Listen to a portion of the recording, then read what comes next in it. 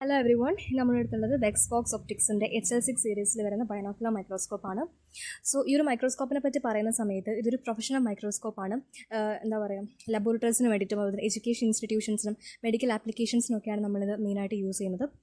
പിന്നെ ഈ ഒരു ബൈനോക്കുലർ മൈക്രോസ്കോപ്പിന് ഏറ്റവും വലിയ പ്രത്യേകത എന്ന് പറയുന്നത് ഇതിൻ്റെ ബൈനോക്കുലർ വ്യൂയിങ് സിസ്റ്റം തന്നെയാണ്. അതായത് നമുക്ക് നമ്മുടെ രണ്ട് കണ്ണുകൊണ്ടും ഇതിലേക്ക് നോക്കാൻ വേണ്ടി സാധിക്കുന്നുണ്ട്. അതായത് നമ്മൾ സാധാരണ മൈക്രോസ്കോപ്പ് നമ്മൾ നോക്കുകയാണെങ്കിൽ അതിനാകെ ഒറ്റ ഐ പീസേ ഉണ്ടാവുന്നുള്ളൂ. ഒറ്റ ഐ പീസ് ആയതുകൊണ്ട് തന്നെ ഭയങ്കര ബുദ്ധിമുട്ടായിരിക്കും. ഐ സ്ട്രെയിനും അതുപോലത്തെ കാര്യങ്ങളൊക്കെ ഉണ്ടാവും.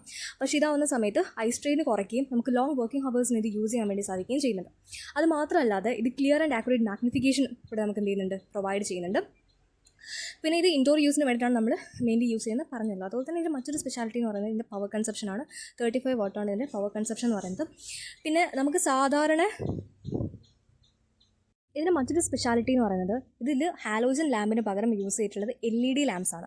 സോ LED ലാംപ്സ് യൂസ് ചെയ്യുന്നതുകൊണ്ട് തന്നെ നമുക്ക് എന്താ പറയുക, ബെറ്റർ ആയിട്ട് നമുക്ക് യൂസ് ചെയ്യാൻ വേണ്ടി സാധിക്കുന്നുണ്ട്. അതായത് ഇതിൽ കുറച്ച് പവർ കൊടുത്താൽ തന്നെ നമുക്ക് നല്ല രീതിയിൽ ഇത് പ്രവർത്തിക്കുന്നുണ്ട്.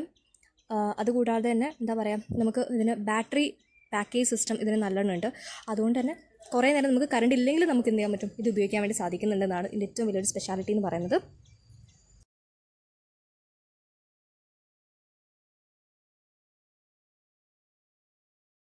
അടുത്ത് നമുക്കിതിൻ്റെ സെറ്റപ്പ് നോക്കാം. ഇതിൻ്റെ സെറ്റപ്പ് എന്ന് പറയുമ്പോൾ ഫസ്റ്റ് നമുക്കൊരു ഹെഡ് ഇവിടെ ഫിറ്റ് ചെയ്യാനുണ്ട്. അത് ഫിറ്റ് ചെയ്യാൻ വേണ്ടി അവിടെ ഒരു സ്ക്രൂ ഒക്കെ അവൈലബിൾ ആണ്. അത് തിരിച്ചിട്ട് നമുക്കതിൽ ഫിറ്റ് ചെയ്യാൻ വേണ്ടി സാധിക്കുന്നുണ്ട്. അതിനുശേഷം നമുക്കിവിടെ ഫിറ്റ് ചെയ്യാനുള്ളത് ഐ പീസ് ആണ്. ഐ പീസ് രണ്ടും നമുക്ക് അതിൻ്റെ കറസ്പോണ്ടിങ് പൊസിഷനിൽ നമുക്കിവിടെ ഫിറ്റ് ചെയ്യാം. ഇത് നമുക്ക് ഓരോ പാർട്സിനെ നമുക്ക് ഇതിലുള്ള പരിചയപ്പെടാം. സോ ഫസ്റ്റ് ഉള്ളത് ഐ പീസ് ആണ്. ഐ പീസ് നമുക്കറിയാം നമ്മൾ ബൈനോക്കുലർ വ്യൂയിങ് സിസ്റ്റമാണ്. സോ അതുകൊണ്ട് തന്നെ 2 ഐ പീസ് അവൈലബിൾ ആണ്. നമുക്ക് രണ്ടിലൂടെ നോക്കാം. നമ്മുടെ എന്താ പറയുക, കണ്ണിൻ്റെ സ്ട്രെയിനൊക്കെ നമുക്ക് കുറയ്ക്കാൻ വേണ്ടി സാധിക്കുന്നുണ്ട്. പിന്നെ ഇനി ഇവിടെ ഇതെന്ന് പറയുന്നത് ഡയോപ്റ്റർ അഡ്ജസ്റ്റിംഗ് നോബാണ്. ഇത് വെച്ച് നമുക്ക് ഇത് അഡ്ജസ്റ്റ് ചെയ്യാൻ വേണ്ടി സാധിക്കും. അതായത് നമുക്ക് ഡിഫറെൻറ്റ് ഐസൈറ്റ് ഉള്ളവരൊക്കെ ആണെങ്കിൽ നമുക്കിത് വെച്ചിട്ട് നമ്മുടെ ഐസൈറ്റ് അഡ്ജസ്റ്റ് ചെയ്യാൻ വേണ്ടിയിട്ട് നമുക്ക് സാധിക്കുന്നുണ്ട്. ഇനി ഇതിൻ്റെ അടുത്ത പാട്ടെന്ന് പറയുന്നത് ഇൻ്റർ പിപ്പിലറി അഡ്ജസ്റ്റ്മെൻ്റ് ആണ്. അപ്പോൾ നമുക്കിവിടെ ഇങ്ങനെ അഡ്ജസ്റ്റ് ചെയ്യാൻ വേണ്ടി പറ്റും. നമ്മുടെ ഐ പി എസ് തമ്മിലുള്ള ഡിസ്റ്റൻസ് നമുക്കിതിലൂടെ അഡ്ജസ്റ്റ് ചെയ്യാൻ വേണ്ടിയിട്ട് സാധിക്കുന്നുണ്ട്. അത് വെച്ചിട്ട് നമുക്ക് കുറേ കൂടി ബെറ്ററായിട്ട് നമുക്ക് കാണാൻ വേണ്ടിയിട്ട് സാധിക്കും. മൂന്നാമത്തെ പാർട്സാണ്. അടുത്താണ് ഹെഡ് എന്ന് പറയുന്നത്. സോ ഈ ഹെഡ് നമുക്ക് അഡ്ജസ്റ്റ് ചെയ്യാൻ വേണ്ടി സാധിക്കും.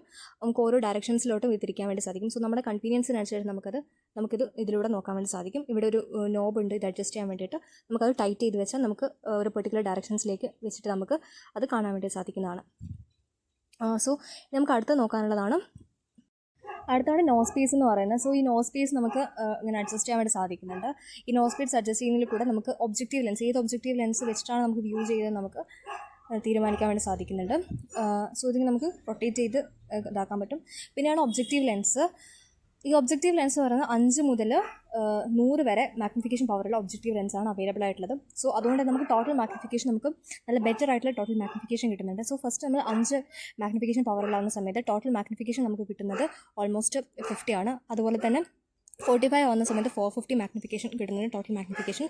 പിന്നെ 10 ആവുന്ന സമയത്ത് നമുക്ക് ഓൾമോസ്റ്റ് 100 മാഗ്നിഫിക്കേഷനും അതുപോലെ തന്നെ 100 ആവുന്ന സമയത്ത് നമുക്ക് ഓൾമോസ്റ്റ് 1000 മാഗ്നിഫിക്കേഷൻ കിട്ടുന്നുണ്ട്. സോ 100 ആവുന്ന സമയത്ത് നമുക്ക് ടോട്ടൽ മാഗ്നിഫിക്കേഷൻ പവർ നമുക്ക് 1000 ആണ് കിട്ടുന്നത്. സോ അതുകൊണ്ട് തന്നെ ബെറ്റർ മാഗ്നിഫിക്കേഷൻ പവറാണ് നമുക്കിതിലൂടെ കിട്ടുന്നത്. അടുത്താണ് മെക്കാനിക്കൽ സ്റ്റേജ് കൺട്രോൾ നോബ് എന്ന് പറയുന്നത്. സോ ഈ മെക്കാനിക്കൽ സ്റ്റേജ് കൺട്രോൾ നോബ് നമുക്ക് 2 ടൈപ്പ് ഉണ്ട്. അല്ലെങ്കിൽ നമുക്ക് XY നോബ് എന്നും കൂടി ഇത് അറിയപ്പെടുന്നുണ്ട്. സോ ഈ XY നോബ് എന്ന് പറയുന്നത് ഫസ്റ്റ് നമുക്ക് X നോബ് നോക്കാം. സോ ഈ എക്സ് നോബാണത്. പിന്നെ ഈ എക്സ് നോബ് നമുക്ക് തിരിക്കുന്നതിനനുസരിച്ച് നമുക്കതിനെ ലെഫ്റ്റിലോട്ടും റൈറ്റിലോട്ടും നമുക്ക് സ്ലൈഡിന് നമുക്ക് മൂവ് ചെയ്യാൻ സാധിക്കുന്നുണ്ട്. അതുപോലെ തന്നെ വൈ നോബ് നമ്മൾ തിരിക്കുന്ന സമയത്ത് നമുക്ക് സ്ലൈഡിനെ ഫോർവേഡ് ആൻഡ് ബാക്ക്വേർഡ് നമുക്ക് മൂവ് ചെയ്യാൻ വേണ്ടിയിട്ട് സാധിക്കുന്നുണ്ട്. അതാണ് ഇതിൻ്റെ ഏറ്റവും വലിയ സ്പെഷ്യാലിറ്റി എന്ന് പറയുന്നത്. അടുത്തതാണ് കൊറോസ് അഡ്ജസ്റ്റ്മെൻറ്റ് നോബ് എന്ന് പറയുന്നത്. സോ ഈ കൊറോസ് അഡ്ജസ്റ്റ്മെൻറ്റ് നോബ് എന്ന് വെച്ചിട്ട് നമുക്ക് സ്റ്റേജിനെ നമുക്ക് മുകളിലോട്ടും താഴോട്ടും നമുക്ക് അഡ്ജസ്റ്റ് ചെയ്യാൻ വേണ്ടി സാധിക്കുന്നുണ്ട്. അതിന് കൂടെ ഫൈൻ അഡ്ജസ്റ്റ്മെൻറ്റ് നോബ് ഉണ്ട്. അത് വെച്ച് നമുക്ക് ചെറിയ ഒരു ഫൈൻ ആയിട്ടുള്ള ഒരു പ്രീസ് ആൻഡ് ഷാർപ്പ് ഫോക്കസിങ്ങിന് വേണ്ടി നമുക്കിത് യൂസ് ചെയ്യാൻ വേണ്ടി സാധിക്കുന്നുണ്ട്. അതാണ് കൊറോസ് അഡ്ജസ്റ്റ്മെൻറ്റ് നോബ് എന്ന് പറയുന്നത്. അടുത്താണ് കണ്ടൻസർ ഫോക്കസ് നോബ് എന്ന് പറയുന്നത്. സോ ഇത് വെച്ചിട്ട് നമുക്ക് കണ്ടൻസറിനെ നമുക്ക് എന്താക്കാൻ പറ്റും, റേസോ ലോവറോ ചെയ്തിട്ട് നമുക്ക് ലൈറ്റിന് അതിലേക്ക് സ്പെസിമെനിലേക്ക് നമുക്ക് ഫോക്കസ് ചെയ്യാൻ വേണ്ടിയിട്ട് സാധിക്കുന്നുണ്ട്. അടുത്ത് നമുക്കിവിടെ ബേസിൽ നമ്മൾ നോക്കിയാൽ നമുക്കിവിടെ ഒരു സ്വിച്ച് കാണാൻ വേണ്ടി സാധിക്കും. ഇത് വെച്ച് നമുക്ക് കറണ്ട് സപ്ലൈ നമുക്കിവിടെ അഡ്ജസ്റ്റ് ചെയ്യാൻ വേണ്ടി സാധിക്കും. സ്വിച്ച് ഓൺ ഓഫ് ചെയ്ത് നമുക്ക് ലൈറ്റിൻ്റെ ഇവിടെ ഓൺ ഓഫ് ആക്കാനും നമുക്കിവിടെ സാധിക്കുന്നുണ്ട്. പിന്നെ ഇതിലുള്ള മറ്റൊന്നാണ് കറണ്ടിൻ്റെ ലൈറ്റ് ഇൻറ്റൻസിറ്റി കൺട്രോൾ ചെയ്യാൻ വേണ്ടിയിട്ട് നമുക്ക് ലൈറ്റ് ഇൻറ്റൻസിറ്റി കൺട്രോൾ നോബുണ്ട്. സോ അത് വെച്ചിട്ട് നമുക്ക് ഇലൂമിനേറ്ററിൻ്റെ ബ്രൈറ്റ്നസ് നമുക്ക് എന്താക്കാൻ പറ്റുന്നുണ്ട്, കൺട്രോൾ ചെയ്യാൻ വേണ്ടിയിട്ട് സാധിക്കുന്നുണ്ട്. ഇവിടെ ഇലൂമിനേറ്ററിൻ്റെ ബ്രൈറ്റ്നസ് കൺട്രോൾ ചെയ്യാം. അടുത്തൊരു നോബാണ് ഐറിസ് ഡയഫ്രം കൺട്രോളറാണ്. സോ ഇത് നമ്മുടെ സ്പെസിമെനിലേക്ക് എത്തുന്ന ലൈറ്റിനെ കൺട്രോൾ ചെയ്യാൻ വേണ്ടിയിട്ടാണ് നമ്മളിത് യൂസ് ചെയ്യുന്നത്.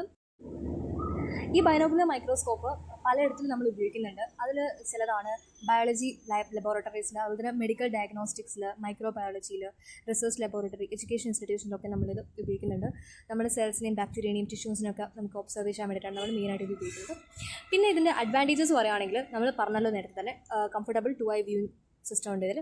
നമുക്ക് 2 കണ്ണും യൂസ് ചെയ്ത് നമുക്ക് കാണാൻ വേണ്ടി സാധിക്കും. സോ നമ്മുടെ കണ്ണിൻ്റെ ഫാറ്റീഗ് ഭയങ്കരമായിട്ട് കുറയ്ക്കും. പിന്നെന്താണ്, ബെറ്റർ ഇമേജ് ക്ലാരിറ്റി നമുക്ക് ഇതിലൂടെ കിട്ടുന്നുണ്ട്. പിന്നെ ഹൈ മാഗ്നിഫിക്കേഷൻ, നമ്മൾ പറഞ്ഞല്ലോ 1000 മാഗ്നിഫിക്കേഷൻ വരെ ടോട്ടൽ മാഗ്നിഫിക്കേഷൻ ഇതിൽ കിട്ടുന്നുണ്ട്. സോ അതുകൊണ്ട് തന്നെ ഹൈ മാഗ്നിഫിക്കേഷൻ പവറാണ് ഇതിനുള്ളത്. പിന്നെ ബെറ്റർ ഫോക്കസിങ് ആക്യുറസി കൂടി ഇതിനുണ്ട്. പിന്നെ ഇതിൻ്റെ മറ്റൊരു സ്പെഷ്യാലിറ്റി എന്ന് പറയുന്നത് ഹാലോജൻ ലാമ്പിന് പകരം യൂസ് ചെയ്തിട്ടുള്ളത് LED ലാമ്പാണ്. സോ LED ലാമ്പ് ആയതുകൊണ്ട് തന്നെ ഹൈ ബാറ്ററി ബാക്കേജ് സിസ്റ്റം ഇതിൽ അവൈലബിൾ ആണ്. സോ ഇതാണ് ഇതിൻ്റെ മറ്റൊരു സ്പെഷ്യാലിറ്റി. പിന്നെ ഇതിൻ്റെ പ്രൈസ് വരുന്നത് ഓൾമോസ്റ്റ് 2 lakhൻ്റെ അടുത്താണ്.